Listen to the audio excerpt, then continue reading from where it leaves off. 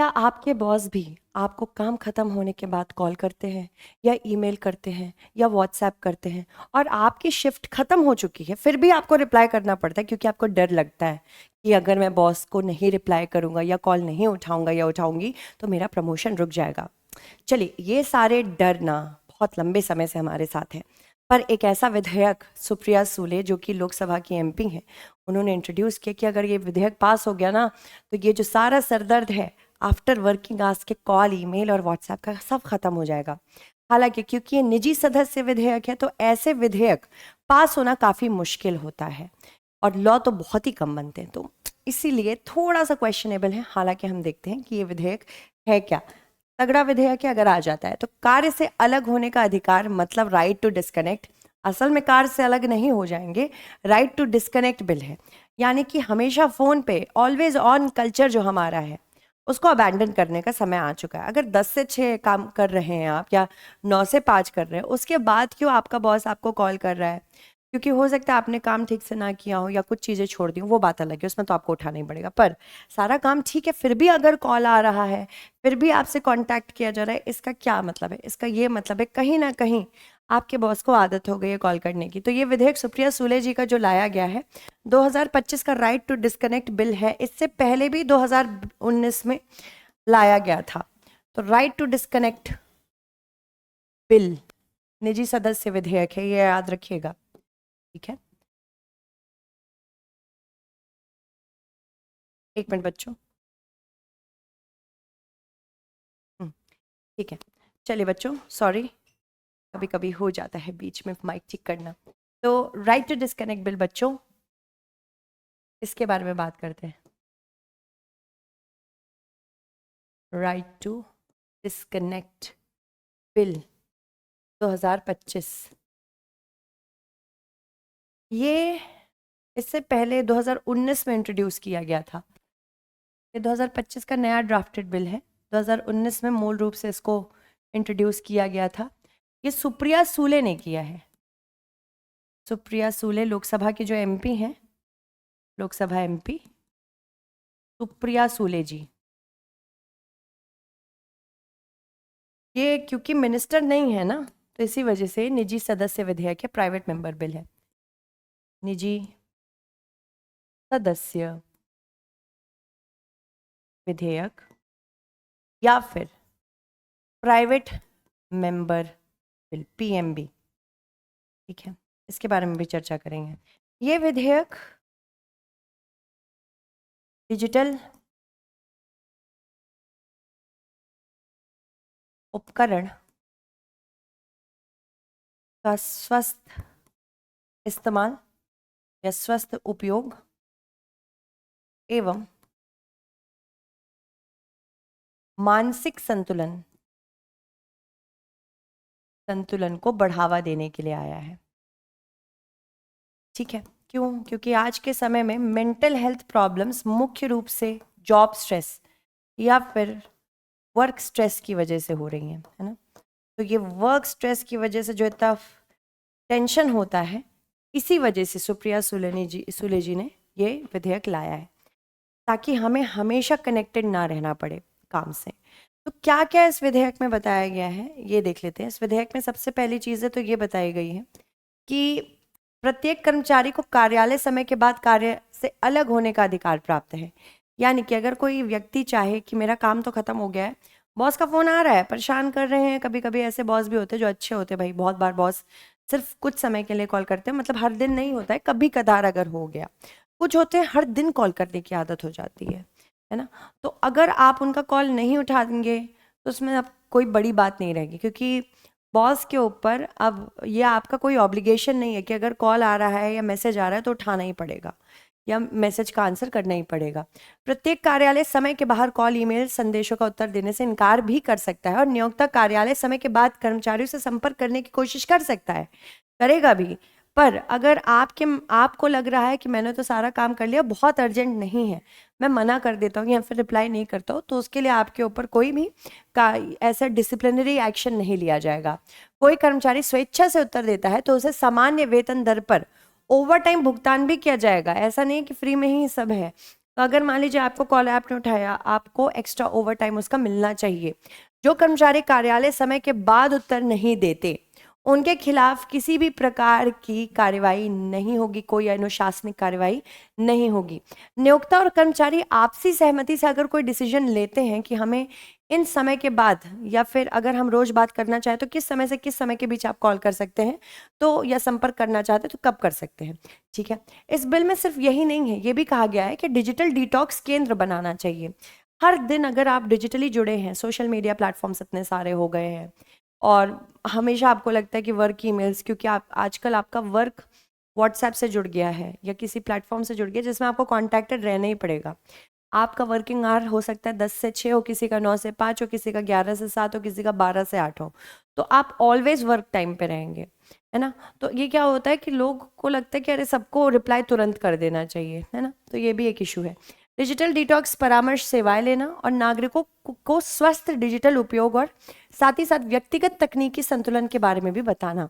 यहाँ पे ये भी बताया गया है अगर अनुपालन नहीं किया जाता तो दंड कितना होगा। अगर किसी ने इस पर्टिकुलर लॉ को नहीं माना, उसका अनुपालन नहीं किया, जिसके साथ कांटेक्ट हुआ है, मान लीजिए मेरे साथ होता है, मान लीजिए मेरी 30 लाख, अब जो बोल रहा है वो सब काल्पनिक है, 50 लाख की सैलरी है, 1 करोड़ पर ईयर की सैलरी है, तो 1 करोड़ का 1% देना पड़ेगा, या 10,000 मान लो 5 लाख पर ईयर है किसी की, तो 1% उसका देना पड़ेगा। ठीक है, ये दिया गया है इस लॉ में। इसके अलावा अभी हाल ही में एक चीज़ बताई गई है कि वर्क लाइफ बैलेंस क्यों ज़रूरी है, क्योंकि लगातार हम देख रहे हैं कि भारत में कुछ संस्थाओं के सीईओज या फाउंडर्स ऐसी बातें करते हैं जैसे कि दूसरा जन भी सीईओ या फाउंडर हो, यानी कि जो एम्प्लॉयज़ हैं आपके वो सीईओ फाउंडर हो। स्पेशली एएनआर मूर्ति, नारायण मूर्ति जी ने, इन्फोसिस के जो संस्थापक रहे हैं, सह संस्थापक रहे हैं, उन्होंने कहा है कि मैं आज भी मेंटेन करता हूँ और मैं मरते दम तक यही मानूंगा कि हर व्यक्ति को कम से कम 70 घंटे प्रति वर्ष, माफ़ कीजिएगा, प्रति सप्ताह काम करना चाहिए। एस एन सुब्रमण्यम जो एलएनटी के संस्थापक हैं, या माफ़ कीजिएगा चेयरमैन है ये, इन्होंने ये कहा है कि मुझे अफसोस है कि मैं लोगों से संडे को भी नहीं काम करा पा रहा हूँ। तो ये भी एक बहुत बड़ा इशू है, ये कह रहे हैं 90 घंटे काम करो। इसके अलावा गौतम अडानी ने कहा है कि अगर 8 घंटे परिवार के साथ कोई व्यक्ति बिताएगा तो उसकी बीवी भाग जाएगी। ये क्या बात हुई, तो इन्होंने भी ऐसी चीज़ें कही हैं। इसके अलावा भावेश अग्रवाल ने कहा है कि शनिवार और रविवार की जो छुट्टी है ये पश्चिमी देशों से आई है। भारत में सिर्फ लूनर कैलेंडर क्योंकि फॉलो होता था, इस वजह से हर मंथ में बस 1 ही 2 छुट्टियां हम लेते थे। यहाँ पे अगर बात करें नमिता थापर जी की, तो उन्होंने कहा कि ये बिल्कुल सही बात नहीं है कि कर्मचारियों के साथ भी आपका सेम एक्सपेक्टेशन हो कि अगर आप काम कर ले रहे हैं इतना, ज़रूरी नहीं है कि दूसरी पार्टी, आपके एम्प्लॉयज़ जो हैं वो उतना ही काम कर पाएंगे। सबकी अपनी क्षमता होती है और अपने सपने होते हैं। इसके अलावा जनरेशन जेड, जो जेनजी है, आज की जेनजी है, वो नहीं चाहता है कि वो लगातार काम करता रहे। ये बूमर्स और मिलेनियल्स करते थे। बूमर्स कौन है? हम नहीं है, मैं नहीं हूँ भाई, मैं मिलेनियल हूँ। बूमर जो 1960s 70s में पैदा हुए हैं, उन्हें लगा कि ठीक है, प्रेशर अगर बॉस दे रहा है, काम के बाद भी काम हमें, जैसे 8 घंटे काम है पर एक्स्ट्रा 1 घंटे अगर हम काम कर ले रहे हैं तो हमारी ज़्यादा वाह वाह होगी या हमको सर पे ज़्यादा बिठाया जाएगा। आजकल की जनरेशन ऐसे नहीं है, तो इनकी वजह से, क्योंकि ज़्यादातर वर्कफोर्स हमारी यंग होने वाली है, मिलेनियल्स की नहीं होने वाली है, इस वजह से।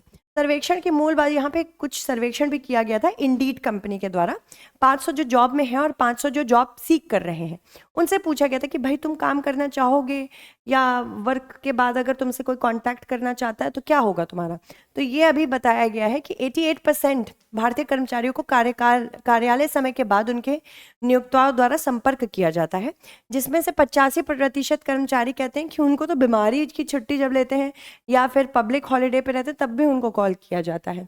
इसके अलावा 79% कर्मचारी ये मानते हैं कि यदि वे कार्यालय के समय के बाद उत्तर नहीं देते हैं तो उनको डर है कि उनकी पदोन्नति रुक जाएगी या फिर पेशेवर छवि पर कुछ नुकसान आ जाएगा, आदि आदि। इसके अलावा परियोजनाएं, प्रोजेक्ट में बाधाएं, देरी आ सकती है। या निष्कर्ष भारत की सदैव उपलब्ध होना, ऑलवेज बी अवेलेबल सिस्टम के विपरीत है, माफ कीजिएगा, को दर्शाता है। इसके अलावा स्ट्रेस से ज़्यादा परेशानी है। वर्क स्ट्रेस से अगर हम देखें तो 62% लोग परेशान हैं। ठीक है, तो वर्क स्ट्रेस क्यों होता है? क्योंकि आपको लगातार आपको कॉल किया जा रहा है, ईमेल किया जा रहा है, तो उससे वर्क स्ट्रेस बनता है। इसके अलावा हर वर्ष 10 अक्टूबर को मेंटल हेल्थ डे मनाया जाता है। 10 अक्टूबर को मेंटल हेल्थ डे मनाया जाता है, मानसिक स्वास्थ्य दिवस। तो इसको ध्यान में रखते हुए स्वास्थ्य दिवस, इसको ध्यान में रखते हुए सुप्रिया सूले जी ने जो ये बिल लाया है बहुत ही महत्वपूर्ण है। इसके अलावा अगर हम बात करें कि पीढ़ियों में जो अंतर आया है वो कैसे आया है, बेबी बूमर्स 1960 70s बहुत ज़्यादा जल्दी बच्चे इस समय हुए हैं, इस वजह से बेबी बूमर्स कहा जाता है इनको। 88% बेबी बूमर कर्मचारी मानते हैं कि कार्यालय के समय बाद संपर्क किए जाने पे इसका मतलब है कि उनका महत्व बहुत है। दृष्टिकोण पारंपरिक कार्य संस्कृति को दर्शाता है कि निष्ठा से काम करो, निरंतरता से काम करो, हमेशा उपलब्ध रहो। पर जो आज की जनरेशन है जेन जी, वो कहती है नहीं भैया ऐसा नहीं है। 50% से अधिक जनरेशन जेड कर्मचारी कार्य जीवन संतुलन मांगते हैं, कहते हैं मानसिक स्वास्थ्य के लिए आवश्यक है। 63% जेन जी कर्मचारी भविष्य में अपनी नौकरी छोड़ने पर विचार करेंगे अगर उनका जो एम्प्लॉयर है उन्हें बार बार कांटेक्ट करेगा। तो इसी वजह से इस समय हमारे लिए ज़रूरी है। चलिए कुछ नुकसान और कुछ लाभ दोनों देखते हैं। उससे पहले समझ लेते हैं कि निजी सदस्य बिल क्या होता है, निजी सदस्य विधेयक क्या होता है। निजी सदस्य विधेयक, निजी सदस्य विधेयक, ये वो विधेयक है जो किसी सांसद से सांसद के द्वारा लाया जाता है, पर वो सांसद मिनिस्टर नहीं होता है, या एक गैर मंत्री सांसद के द्वारा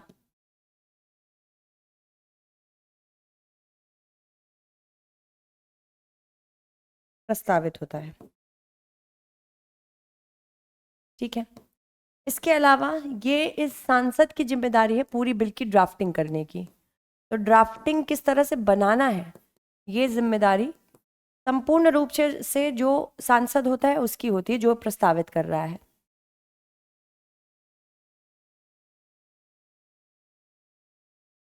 जो सांसद प्रस्तावित करता है।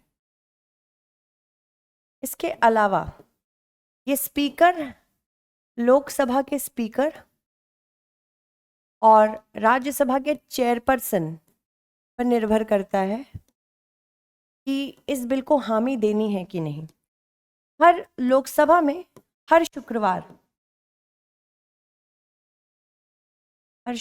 को 2.5 घंटे का टाइम होता है जिसमें इसको डिस्कस किया जाता है। राज्यसभा में हर दूसरे सप्ताह के शुक्रवार को, तो कम समय मिलता है, हर दूसरे सप्ताह के शुक्रवार को समय कम मिलता है, इसलिए प्राइवेट मेंबर बिल बहुत जल्दी पास नहीं होता है। ये विधेयक बहुत जल्दी पास होके बनता नहीं है लॉ। सबसे बड़ा चैलेंज यही है। हालांकि बहुत अच्छी बात है अगर बिल बार बार आता है। तो प्रक्रिया क्या है बता चुकी हूँ ऑलरेडी।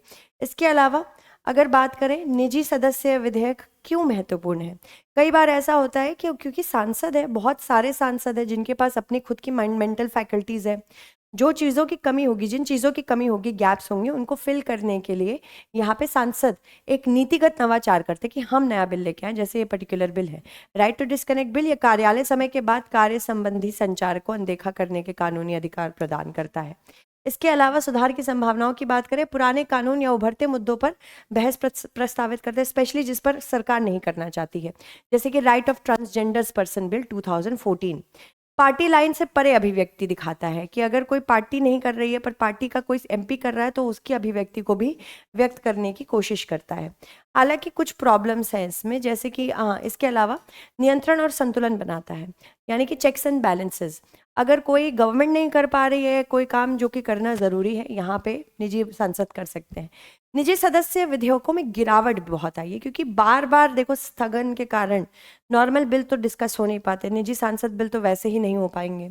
इसके अलावा 17वीं लोकसभा 2019-24 की बात करें, 19 से 24 की बात करें, तो लोकसभा में 729 और राज्यसभा में 705 बिल्स लाए गए थे, जिसमें केवल 2 लोकसभा में और केवल 14 राज्यसभा में कम से कम डिस्कशन कर चुके। तो यहाँ पे ये प्रॉब्लम्स हैं।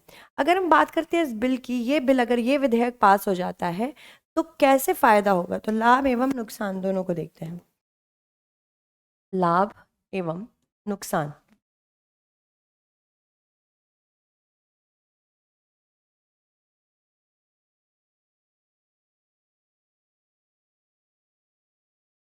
लाभ, हाँ, लाभ यही है कि पहली बात तो कार्य जीवन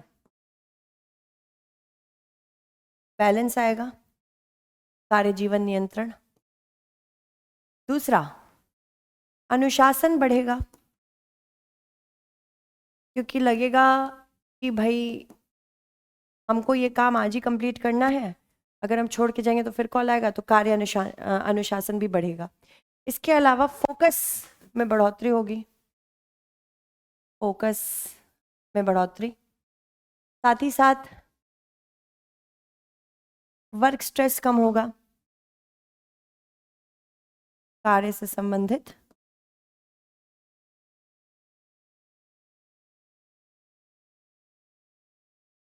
परेशानियां कम होगी और व्यक्तिगत जीवन बेहतर बनेगा, पारिवारिक जीवन बेहतर बनेगा।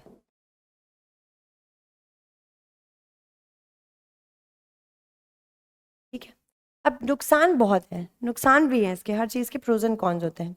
सबसे पहला नुकसान देखते हैं इसमें, नुकसान हम्म, सबसे पहले कार्यान्वयन की चुनौतियां, कार्य समय और आपात स्थिति को अगर हम स्पष्ट नहीं करेंगे तो कैसे हम इन चुनौतियों को पार करेंगे। हो सकता है कुछ लोगों के लिए कार्यस्थल का समय उतना महत्वपूर्ण ना रहा हो, पर कार्य के बाद कुछ ऐसी चुनौतियां जगी जिस पे उससे कांटेक्ट करना आवश्यक था, तो ये इंपॉर्टेंट है। लचीलापन कम होगा, कैसे? मान लीजिए मेरा कार्य अवधि 10 से 6 है, किसी की 9 से 5 है, तो वो मुझे 9 से 10 के बीच में अगर कॉल करेगा, इंपॉर्टेंट है उसके लिए तो वो सही है, पर मेरे लिए गलत हो गया तो लचीलापन खत्म हो जाएगा। मुझे बोला जाएगा या उन्हें बोला जाएगा आप दोनों एक ही समय पे काम करिए, तो लचीलापन वर्क फ्रॉम होम के लिए खराब है। प्रतिस्पर्धात्मकता को खतरा रहेगा, यानी कि कुछ लोग हो सकते हैं सोचे कि नहीं नहीं हमको तो काम करना ही है, वर्क आवर्स के बाद भी हम फ़ोन पे बात करेंगे। कोई कहेगा नहीं नहीं ऐसा नहीं है, हम एक काम करते हैं, हम किसी भी प्रकार से परेशान नहीं होंगे और प्रतिस्पर्धात्मकता लोगों में कम होने लगेगी, लगेगा कि ठीक है फ़ोन नहीं उठाते। उसके बाद ग्राहक और क्लाइंट की आवश्यकताएं भी होती, कई बार क्लाइंट चाहता है कि भाई क्लाइंट चाहेगा कि मेरे जो सर हैं या जिनसे हमने प्रोडक्ट लिए वो हमेशा हमसे टच में रहे, तो ये भी प्रॉब्लम है। संस्कृति से भी टकराव है। इसके अलावा लेटर बनाम स्पिरिट का जोखिम है, कंपनियां तकनीकी रूप से नियमों का पालन कर सकती हैं, लेकिन वास्तविक कार्य संस्कृति में सुधार अगर नहीं करेंगे, उन्होंने सोचा कि ठीक है ये तो उठाता है, देखो इसके बाद और हो सकता है कि लॉ आने के बावजूद ये फ़ोन उठाता है ना, ये चाहे तो फ़ोन नहीं उठाता और एक्स्ट्रा भी नहीं मांगता है, तो इसकी पदोन्नति जल्दी करो, तो ये भी एक इशू हो सकता है। तो प्रॉब्लम्स तो हैं। देखो क्वेश्चन देखो, निम्नलिखित में से कौन से कथन निजी सदस्य विधेयकों के बारे में सही है? केवल वे सांसद जो मंत्री नहीं है पीएमबी प्रस्तुत करते हैं प्राइवेट मेंबर बिल। लोकसभा में हर शुक्रवार को 2.5 घंटे और राज्यसभा में प्रत्येक वैकल्पिक शुक्रवार को पीएमबी पर चर्चा होती है। भारत से में पारित होने वाला पहला PMB rights of transgender bill 2014 था। पीएमबी की सफलता दर सरकारी विधेयकों से अधिक होती है। तो यह आपको कमेंट्स में बताना है, ठीक है? एक बार मुझे उन बच्चों का नाम लेना चाहिए जिन्होंने लास्ट क्वेश्चन सही दिया है, आंसर उसका। 2 मिनट रुकिएगा बच्चों।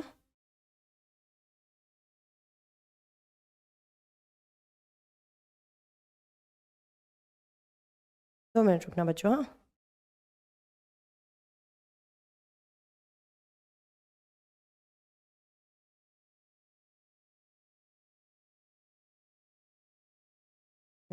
बी आंसर था। अमन ने दिया था, श्रवण ने आंसर दिया, सैफुल्ला ने दिया, महेश ने दिया है और प्रतिभा ने दिया है, सबने आंसर दिया है। Thank you so much everyone, तब तक के लिए बाय बाय, टेक केयर।